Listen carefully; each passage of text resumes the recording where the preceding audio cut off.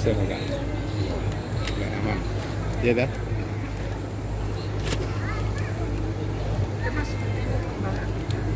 Iya mas.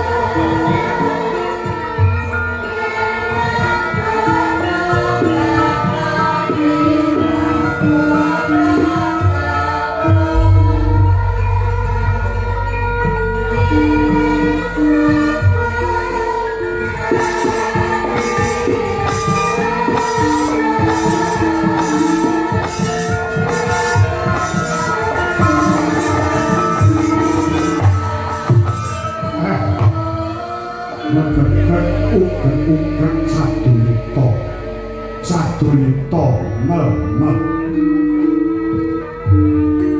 Mugi katentreman, karahayon, keselamatan tansah sumangkang, kang sarta sumanding dumateng kita sami. Ingkang angka pisan tanlir wong ngagungake rasa puja puji syukur kang jero mangkurbaning Gusti ingkang maha welas kang sarta maha kasih. Awit yomo panjenengane kakus kepareng malebake berkah kenikmatan marang umat sak jagat raya. Iki sing sowan ana ing Lambis Ireng ora pangling mantan gembok Swilagiri tilas senopatining Prabu Rama Wijaya. Senggana ya Anoman padha becik saketamu Anoman. Inggih Kyai Lirboyo Lir sansaya sowan kula boten wonten arangan sunggal menapa kepareng kula ngaturaken pangabekti mugi kunjuk sandhep padha paduka Kyai Semar Badramaya. Oh iya wis satampa bener becik akarya Gombong Birawa jroning nala ora liwat pangestu wae tanpa ngono Anoman. Inggih kula pun disangga jemati kesan kula mugi pangestu paduka saged handayani dumateng para kawula sak jagat raya Kyai. Sawise satata lungguhmu asak keringetmu dina samengko margage matura kelawan Semar nitik saka lekering Madana Jaiting Netra kang sarta tepunging Bimba ana bab ingkang bakal babarake kelawan Semar Badramaya. Inggih waleh-waleh menapa Kyai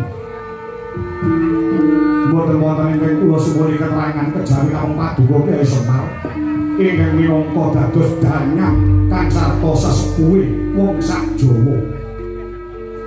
Kowe arep njaluk weruh perkara apa?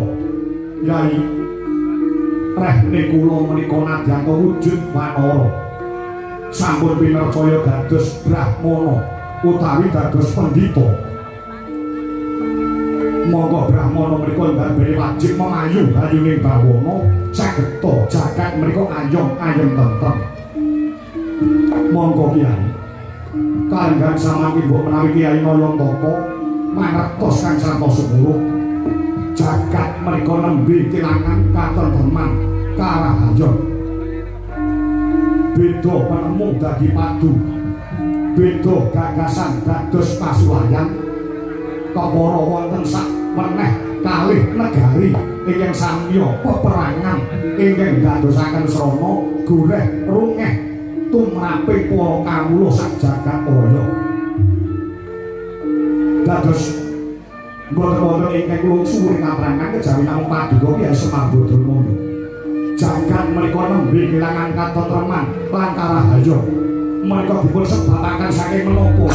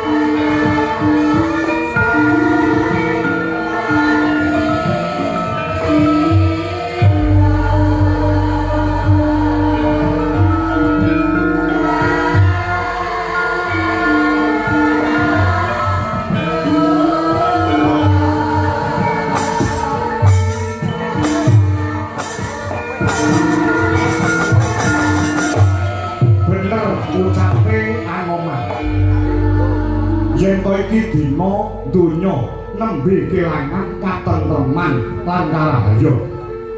Apa to sing jalari jagat iki kelangan katentreman? Merga saperangan gedhe manungsa sing urip ana ing alam donya iki wis kelangan jiwa telung perkara. Kejalan jiwa telung perkara iya ana. Ing angka 1 akeh manungsa sing do kelangan jiwa kamanungsane. Ing angka 2 akeh sing do kelangan jiwa katresnan. Sing angka 3 akeh sing do kelangan jiwa kabangsan. Lha kados pundi Nyai? Kelangan jiwa kamanungsan tegese manungsa cakala mangsa wis kalah karo sipate sato kewan. Ilang jiwa kamanungsane. Coba saiki pikir. Ana paribasan sak galak-galake macan ora ana kang kolu mangsa karo gogore dhewe. Sak galak-galake gajah ora ana kang mentolo mateni karo bleduke. Ning cakala mangsa saiki akeh kedadean. Manungsa kelangan jiwa kamanungsane, akeh wong tuwa sing tegel mateni karo anake. Kedadean wis pirang-pirang ora mung 1, 2, 3, 4. Kowe kulino nonton ana ing layar kaca. Maca ning surat pekabaran.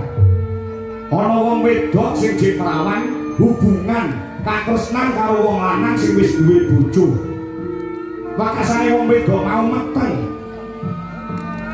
Isin karo tangga teparo, mongko wong lanang sing ngetengi mau ora gelem tanggung jawab.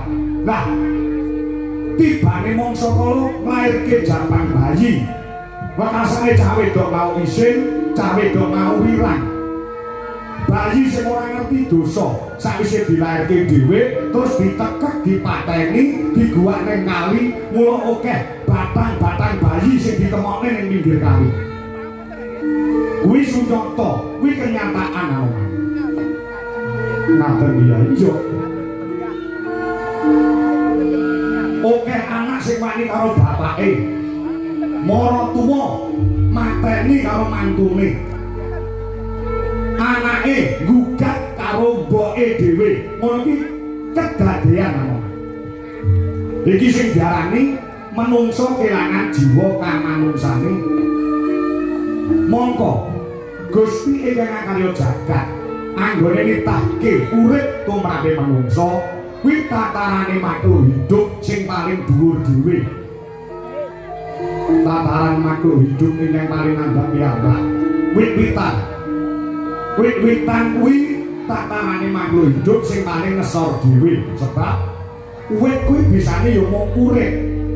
Ora dikanteni alam pikiran, ora dikanteni nafsu, kang sarta ora dikanteni rasa isin. Kuwi wit-witan. Mula wit kuwi isane ya mung urip.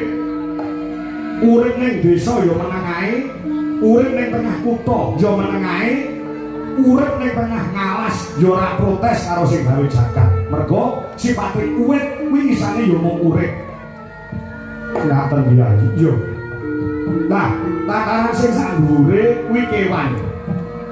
Kewan kuwi iso urip cara tembunge sing mentereng berkembang biak. Ya.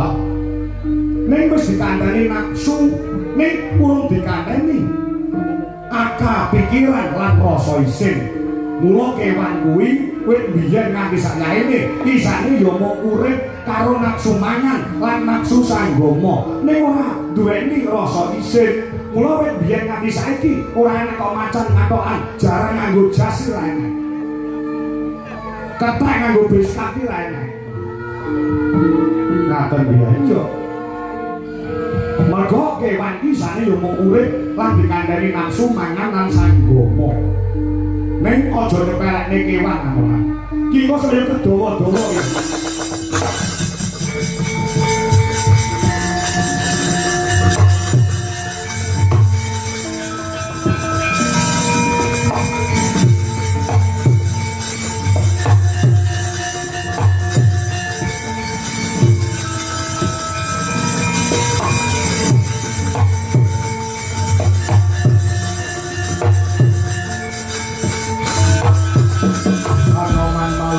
Sampun prateng witeng naga sari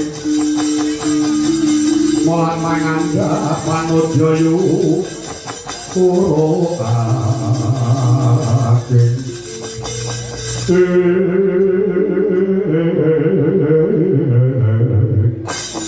sing pakandhane cakala mangsa manungsa kalah karo kewan iki enek contone Semar gone ngucap ora ampiak awur-awur sing ora mung ngawur kewan iki ana sing kena nggo conto tumrape wong urip kewan ingkang saged kinarya tuladha sing conto tumrape tiyang gesang menika menapa Kyai kewan sing kena nggo conto kuwi tawon tawon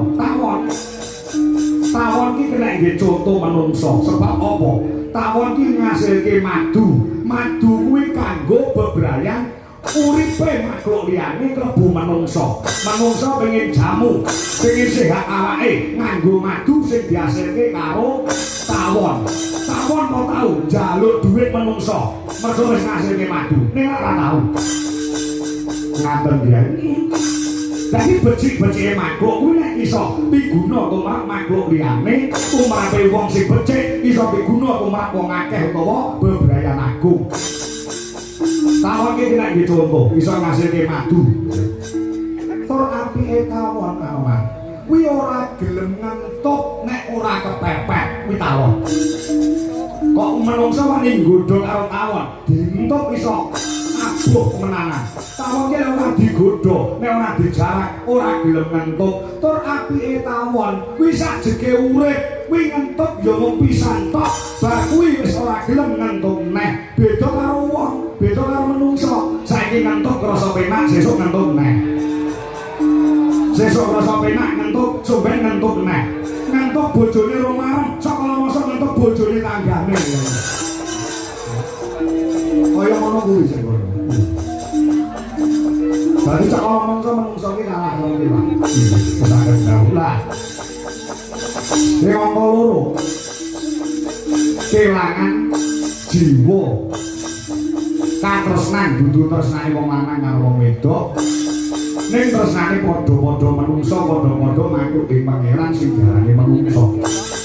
Beda nemu padu, beda gagasan pasulayan. Sakala masa gembeng kae beda sing dicoblos kuwi adu jotos, beda pilihan wekasane nang mangan karo tangga. Ono iki pirang-pirang kedadean. Iki sing diarani kelangan jiwa katresnan. Lah ing angka 3 kelangan jiwa kabangsan. Ngerti nek sasi Agustus ki mengerti dina kamardikane negara Nuswantara. Iki sakala mangsa akeh para kawula ki kon masang gendera ning arep omah, kuwi ora diuber-uber karo RT RW, ora diuber-uber karo kami tuane. Sakala mangsa lali kon masang gendera kanggo ngurmati para pahlawan Kusuma Bangsa sing wis gugur belani negara. Iki saengga negara Indonesia iso merdeka. Kuwi sakala mangsa lali. Ora diuber-uber karo kami tuwa, karo carek karo lurahe. Ngaten ya iya. Dunia ngestaken dawuh. Ya, nek cara nom-nomane Semar, biyen nalika Semar jek nom biyen sabarane Semar nom-noman udakara taun 70 80. Kuwi ning jero kamar, ning jero centongane wong lanang utawa calanan nom dhisik. Kuwi sing dipasang ning tembok kuwi gambare para pahlawan Kusuma Bangsa. Kaya to Bung Karno, kaya to Bung Hatta, Cut Nyadin, Cut Mutia, Jenderal Sudirman, Jenderal Supriyadi, Pangeran Diponegoro. Kuwi kamare cah nom dhisik sing dipasang gambar mesti gambare para pahlawan Kusuma Bangsa. Jajal kowe saiki dolano ning kamare cah nom-nom. Apa enek sing gelem pasang gambare pahlawan? Paling sing dipasang iki gambare wong wedok udo. Ngoten ya iya. Iki sing jenenge kelangan jiwa kabangsan. Waton Anoman bisa nggandani jiwa, 3 perkara jiwa. Kamanungsan, katresnan kabangsan. Lan kowe iso golek wahyu katentreman. Jagat iki iso tentrem.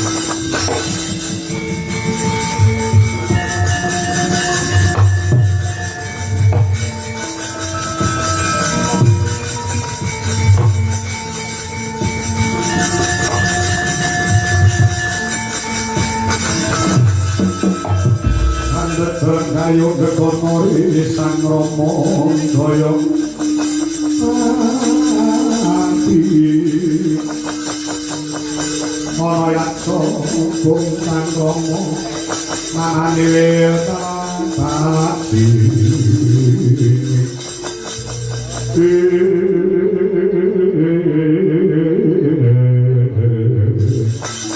waduh ya padang tetarangan rasi manah kula midhang cadhanipun Kyai Semar Badramulya sadi dene lumangking panci pangklong kepapake mobor sewu Kyai kalenggan samangipun nyuwun pamit nyuwun tambahi pangestu teh kula rene kula menika pinitaken dados brahmana utawi pendhita nadene wajib memayu bayu ning bawana pangkula nyuwun pamit badhe bupati kemuruning panyukan teman saged handayani katentemaning jagat kanthi regu ing kalbu muga-muga Gusti sampani langkung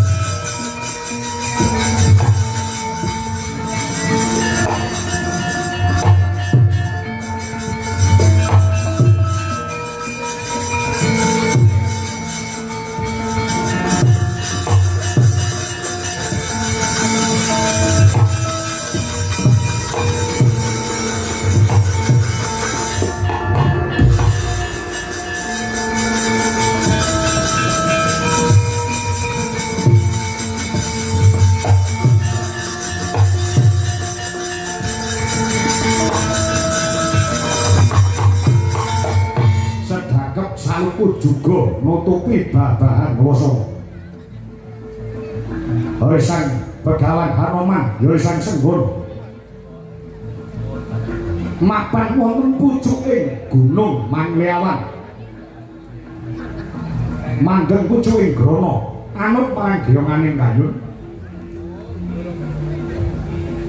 Kayun angayapi parutama kaya mati jroning urip. Urip jroning tumeka mati miyep layak ing aluyung.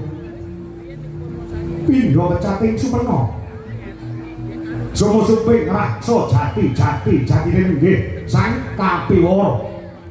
Wis gandeng rasane kelawan Gusti Kang Mahanasa. Sang Mahana Cahya biru ingkang mijil saka angganing Sang Senggana.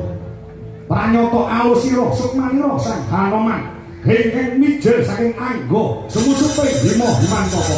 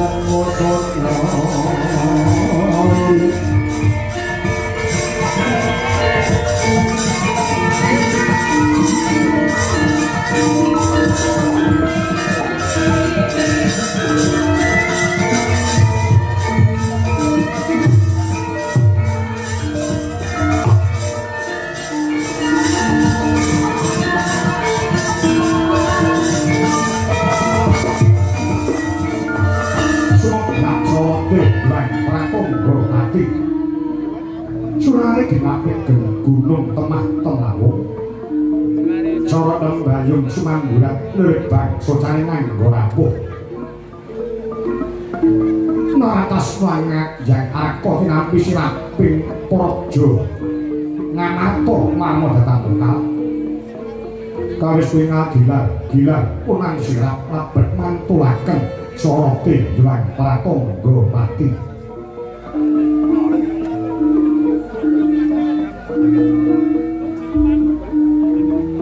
kaya nyebut asmaning Gusti ning maha welas kang sarta maha asih kamurwani narap buka ning negaripun ditoiping minangka dadi panggonaning carita pamangka kawanani gumlaring Praja Ngamarta ya sinebut ing negara Indra Prasta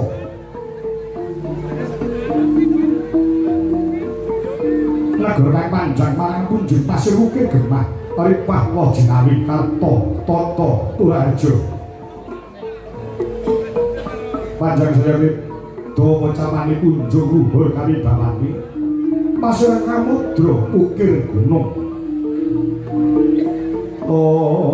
tulus kang sarwa ngandhur jinawi ora kang sarwa dimuku gemah katandha para kawula ing sampilan dagang lalaran rahipun dalem lurus-lurus datang wonten pedhote labet tamono sang saya ing dalan Aripah jampo monceng ing samya gegirya wonten santet ing gawe. Ketika jejer Habib bin Aben cukit tepung taritis papan wiyar temah rupak saking gemah ranjane praja. Kato dene para kawula ingkang madusunan samya tentrem atine mungkul pangoleh tetanem. Sami ngono Jaya kebo sapi piwin nalala cinancangan lamun to rahina aglar ing panggonan marang desa Surya mulih pangandangi dhewe-dhewe. Raharja dene kebi saking pamuka para mantri buat samya pun kapal tanane. Wicaksana lipate nawuh utus marang mangembating praja. Marang datang mungkal golong Ngamarta kena dinarani negara kang gedhe obore padang jagati dhuwur ukuse adoh lawan kuncane. Kawit kasembuh pangabane Sang Nata Prabu Punta Dewa ya Sang Prabu Yudhistira Darma Putra Darma Wangsa Guna Tarikrama ya Sang Sada Dwija Mangka.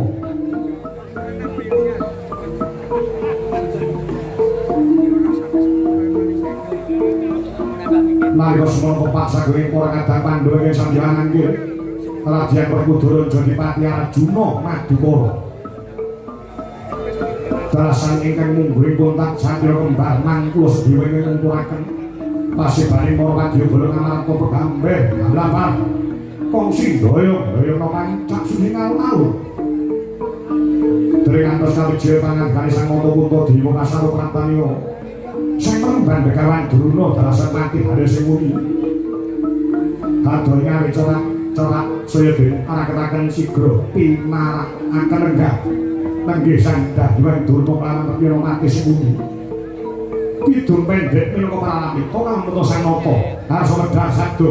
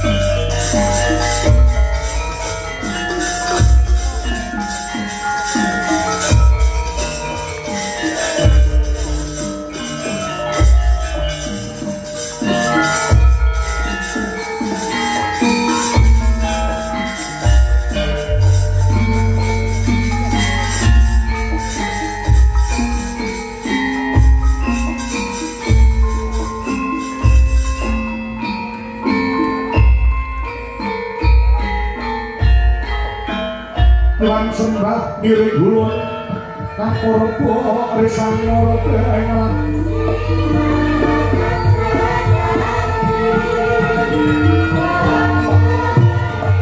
ing sahananing kahangan sehingga asing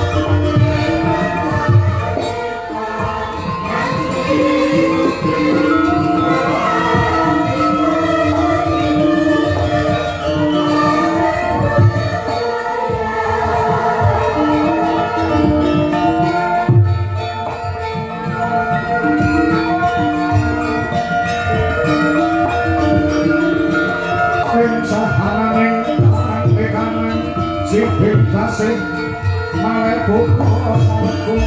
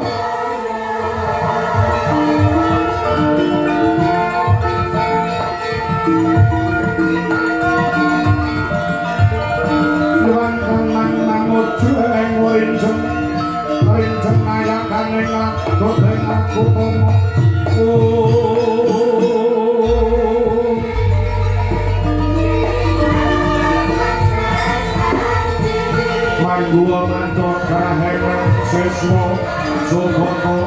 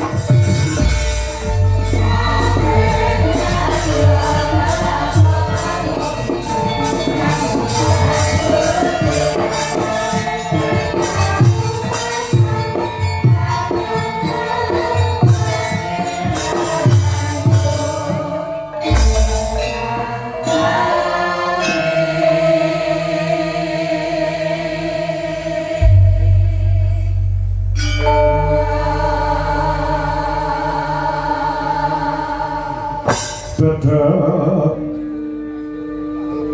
tidem pergarane ratri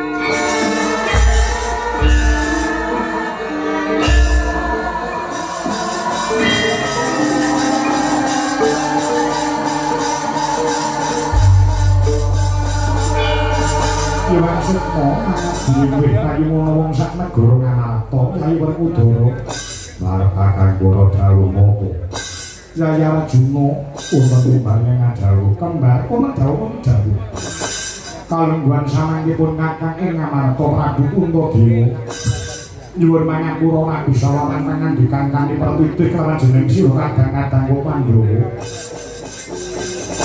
jalaran kalungguhan samangku negara Ngamarta kalawan tamu agung pepundhenmu saweng negara Ngastina ingkang dina samangku kesturawuh ana madyaning Praja Indraprastha ya markakanku sasana sawan ciradoke marang panjenengan manem Brahma rawuh para pundhen sekalian duh Rama Penemban Begawan Durna